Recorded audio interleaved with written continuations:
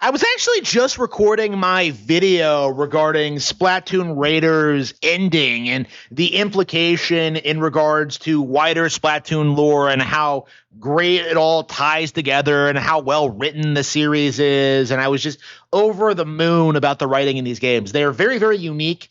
They're very, very interesting. They stick out from the competition. And I feel like the normies don't realize how good these games actually are. We're still in that early phase where people are only just now beginning to accept that Splatoon is better than Destiny, it is better than Borderlands, it is better than Overwatch, it is better than Helldivers or whatever, right? Like there's just we have seen this IP grow and evolve so much over the past 10 years that it can't really be downplayed anymore. And I've been talking about that for years. It's been very obvious to me right from the beginning that these games are extraordinarily good at world building, at character writing, at just delivering absolute peak Nintendo goodness with every single release. And I think with Splatoon Raiders, it has finally broken into the mainstream and become popular in America. We are beginning to see the shift where people are beginning to accept this is better than other games and that this will become a mainstream Nintendo property on par with Mario, Zelda, or Pokemon, right? Top 5 for sure. But yeah, I've talked extensively about that over the past several years, but it dawned on me when I was making my most recent video about this, the video that just went up, actually. It became very, very, very obvious to me, having just recently done my retrospective on The Last of Us Part 1, at just how much better Splatoon is at creating a post-apocalyptic society than The Last of Us. Because with The Last of Us, you don't really believe the zombies are a threat. The lawlessness makes no sense. The setting makes no sense. It's all just very forced and contrived to like create some like morally gray dilemma at the end, which is forced and contrived. I've gone into this before, but like when you look at Splatoon, where there are no humans alive, where the world has moved on, where like evolution has taken like a wildly different turn, and like you have all these different creatures like fighting each other using like their ink powered weapons, what you get is not only a genuinely unique take on the online third person shooter genre, but you also get a genuinely really good post-apocalyptic story that comes off as darker and bleaker than The Last of Us could ever hope to be. Because in The Last of Us, humans still exist. In Splatoon, they don't. Now, you can argue that like Splatoon doesn't emphasize this fact, and that's why it's not a darker series, but the simple fact of the matter is Splatoon does address this. Splatoon does bring this up in the lore. It is an integral part of the setting. It is something that has been part of the franchise from the very beginning, in that it is a post-apocalyptic setting, and that keeps coming up over and over again in the plot, where there's all these old ancient doomsday weapons or ancient civilizations that still exist that the characters still have to deal with, that still result in like major issues for modern civilization.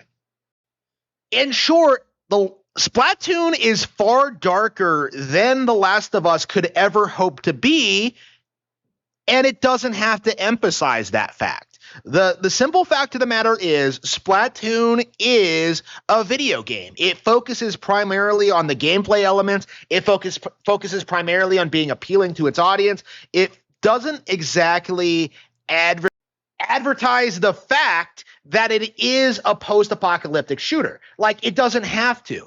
It is its own unique thing with its own unique identity and its own unique brand, and it doesn't have to emphasize the darker aspects of the setting to sell itself. But that doesn't change the fact that these elements are very, very present. The fact of the matter is humans are gone now. We've been gone for a long time, and society has developed into this weird turf war between all these different competing species that all hate each other and compete against each other for territory and resources and all that. Like, we have seen all that firsthand. Fundamentally, it is no different from The Last of Us in that sense, where the world is just as dangerous. There are things everywhere out to get you. There are all these, like, threats to existence. Like, we're like 4 games in now, and we've seen, like, the planet be under threat, like, at least twice. Okay. Like, we have seen how these games are just really emphasizing the fact that, like, Inkling culture is on the verge of collapse. That's been true since the very first game. Like, any one of these threats could just completely eradicate the Inklings off the face of the planet. And the threat is very, very real. If it wasn't for a handful of, like, idol groups and their assistants, like, we would have seen, like, Inkling society wiped, splatted a long time ago.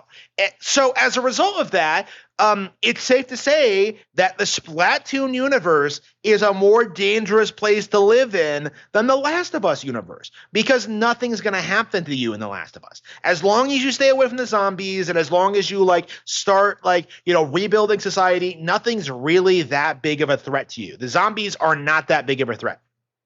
Like, in Splatoon, you have, like, a variety of different threats that all are, like, vying for their own goals and trying to do their own things. And all of that is just resulting in the fact that Splatoon is just this incredibly complex post-apocalyptic setting that comes off as a lot more real than its primary competition, because it's not just one thing that brought about the end of the world. It was a variety of shifts in, like, culture, in the environment, in, like, the world at large. And, like, it wasn't just one thing. And we can clearly see that through the lore and seeing, like, how Salmonids seem to evolve differently from the Inklings. Like, there's all this indication that, like, there's all this complex history behind the setting, and we're only just kind of scratching the surface of it at this stage.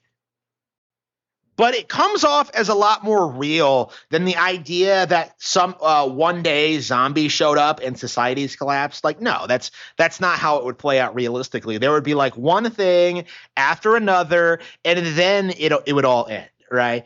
And Splatoon takes place in a world where it did all end. Humanity is completely wiped out. Mammals are a thing of the past. And what we're seeing is, like, the future of after that happened. Like, what we're seeing is a post-apocalyptic society of creatures that have evolved after humanity. Like, we have seen an incredible display of creativity and originality from the team at Nintendo for creating such a compelling post-apocalyptic narrative. But it's shocking when you compare how complex this is compared to The Last of Us and realize that it's just nowhere near as well thought out or interesting. It is rather basic. It is rather simplistic. It does kind of revolve around this idea that you want to protect this little girl and nothing else. Like, Splatoon Raiders by itself has more complex lore, history, and character writing than anything in The Last of Us.